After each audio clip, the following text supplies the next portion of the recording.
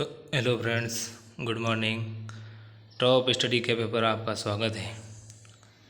आज मैं आपके सामने रेलवे ग्रुप डी को लेकर एक जानकारी लेकर आया हूँ। रेलवे ग्रुप डी के एग्ज़ाम चल रहे हैं, लेकिन पिछले कुछ दिनों से रेलवे ग्रुप डी में धांधली को लेकर न्यूज़पेपर्स में आर्टिकल छप रहे हैं कि रेलवे ग्रुप डी में धांधली हो रही है, पेपर लीक हो रहा है। अगर ये बात सही है तो पेपर लीक कौन करवा रहा है? कई सवाल उठते हैं रेलवे बोर्ड पर कि पेपर लीक कौन करवा रहा है, आखिर कौन मिला हुआ है जो पेपर लीक करवा रहा है, किसका हाथ है लीक करवाने के पीछे। एक कैंडिडेट बड़ी मुश्किल से रेलवे की ग्रुप डी की 2019 में वैकेंसी का नोटिफिकेशन आउट होता है, और एक बंदा अपना घर से टारगेट लेके चलता है कि मैं 4-6 महीने में रेलवे एग्ज़ाम करवा ही लेगा। वो अपने बिस्तर लेके दूर किसी शहर में जाता है पढ़ाई करने के लिए, इसी उद्देश्य से कि मैं सरकारी जॉब में लग जाऊंगा। और फिर वो जाता है, अपनी तैयारी शुरू करता है। तैयारी उस हिसाब से करता है कि 4-6 महीने में एग्ज़ाम हो जाएगा, लेकिन रेलवे टाइम से एग्ज़ाम भी नहीं करवाता है कंडक्टर। एग्ज़ाम करवाने के लिए भी ऑनलाइन प्रोटेस्ट करना पड़ता है, कई ट्विटर कैंपेन चलाए, उसके बाद जाकर के रेलवे ग्रुप डी ने एग्ज़ाम डेट जारी की, वो भी 2-3 साल के बाद। और फिर अभी एग्ज़ाम डेट जारी हुई तो कैंडिडेट्स में खुशी की लहर हुई कि भाई अब एग्ज़ाम डेट जारी हो गई है तो एग्ज़ाम हो ही जाएगा।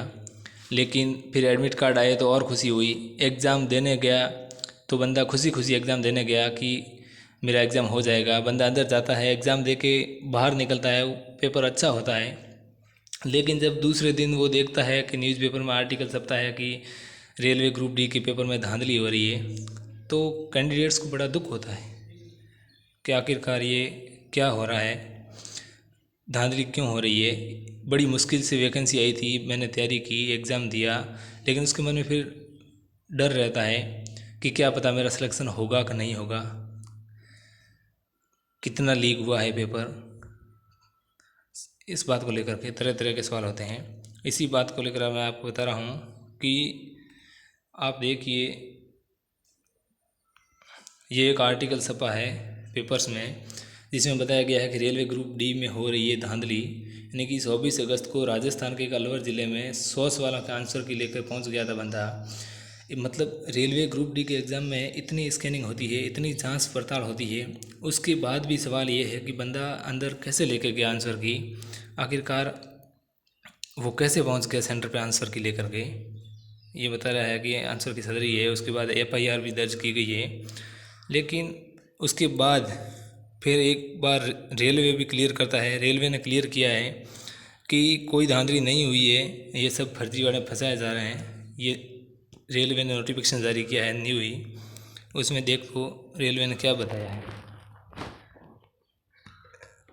रेलवे द्वारा ये बताया गया है कि ये देखा गया है कि वर्तमान में रेलवे भर्ती बोर्ड द्वारा आयोजित की जा रही परीक्षा प्रश्न पत्र लीक होने के बारे में भ्रामक खबरें फैलाई जा रही है।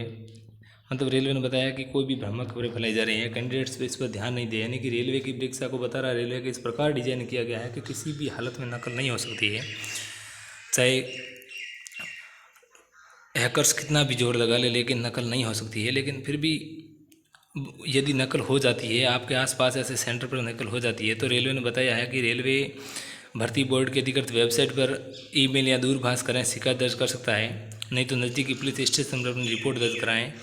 इस मामले में रेलवे ने बताया है कि बंदे की जानकारी जो है उसकी पहचान छिपाई जाएगी, बताया नहीं जाएगा कि किसने पेपर लीक किया है और किसने पेपर लीक की जानकारी दी, सॉरी, यानी किसने पेपर लीक की जानकारी दी है, ये जानकारी आपकी छुपवाई जाएगी। तो आप ज़रूर, आपके आसपास ऐसा कोई दुर्घटना हो रही है तो बताएं। लेकिन उसके बाद एक और आपको मैं बता रहा हूँ विश्लेषण जो लाइव हिंदुस्तान ने किया है। इसको देखिए, लाइव हिंदुस्तान ने विश्लेषण किया है कि बड़ी संख्या में अभ्यर्थी छोड़ रहे हैं परीक्षा। यानी रेलवे भर्ती बोर्ड की ग्रुप डी परीक्षा में बड़ी संख्या में उम्मीदवारों का अनुपस्थित रहना आज जारी है। पिछले मंगलवार को रेलवे ग्रुप डी की यूपी के 44 केंद्र पर आयोजित हुई थी, जिसमें से 37,000 यानी करीबन 38,000 में से 20,000 ही उपस्थित रहे थे। यानी कि लगभग 45 से 50% विद्यार्थी एग्ज़ाम ग्रुप डी के एग्ज़ाम को छोड़ रहे हैं। तो ऐसे में देखो, छोटे मोटे एग्ज़ाम में भी 5-10% फिक्सिंग हो जाती है, तो ये तो बड़ा एग्ज़ाम है, इसमें तो फिक्सिंग हो ही जाती है। लेकिन जो फिक्सिंग हो रही है उस पर ध्यान नहीं दीजिए। मेरा कहना एक ही है कि आप सबसे ज़्यादा इस न्यूज़ पर ध्यान दीजिए कि ये क्या बता रहा है। इस न्यूज़ में जो है वो ही आप मान के चलें, जो धांधली हो रही है नहीं हो रही है तो पुलिस जांच कर ही रही है, पकड़े जा रहे हैं जानकारी मिलने पर। लेकिन आप उसको इग्नोर करते हुए बस अपनी तैयारी पर फोकस रखिए। आपको यही सोचना है कि मुझे एक सीट हासिल करनी है, चाहे वो कैसे भी हो। अपनी तैयारी को डिस्टर्ब नहीं होने दें। आप देखें परीक्षा में कैसे कैसे सवाल आ रहे हैं, किस प्रकार के क्वेश्चन पूछे जा रहे हैं, आगे किस टाइप के क्वेश्चन पूछे जा सकते हैं, उन पर ज़्यादा ध्यान दें तो बेटर रहेगा। यानी कि यदि 45 से 50% बंदे अनुपस्थित रह रहे हैं तो लगभग मान लो कि 50% बंदे उपस्थित रहते हैं तो 60-70 लाख बंदे ही एग्ज़ाम्स देंगे। उसमें से 1-1.5 लाख की वैकेंसी है, तो वैकेंसी कम नहीं है, बहुत है पढ़ने वाले के लिए वैकेंसी।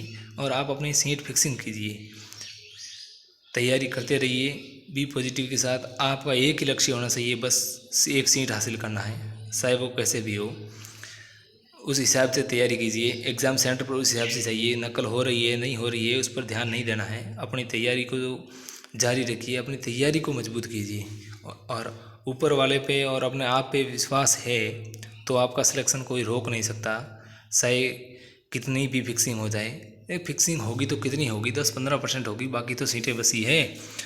उसके लिए तैयारी कीजिए, कोई दिक्कत नहीं है। ये तो छोटी मोटी फिक्सिंग तो स्टेट एग्ज़ाम में भी हो जाती है, तो ये तो रेलवे का है और बड़ा एग्ज़ाम है।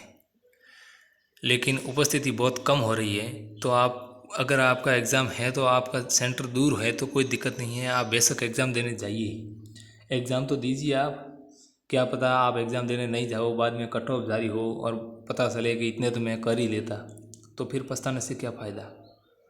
पछतावा करने से कोई फ़ायदा नहीं। इससे पहले समय रहते आप अपना एडमिट कार्ड निकालें और एग्ज़ाम देने सेंटर पर पहुंच जाएं, बढ़िया से एग्ज़ाम दें और अपना सिलेक्शन सुनिश्चित करें। ठीक है दोस्तों, तो यह था। आप बी पॉजिटिव रहिए, तैयारी करते रहिए, क्या हो रहा है क्या नहीं हो रहा है उस पर ध्यान मत दीजिए। थैंक यू सो मच, मिलते हैं अगले वीडियो में।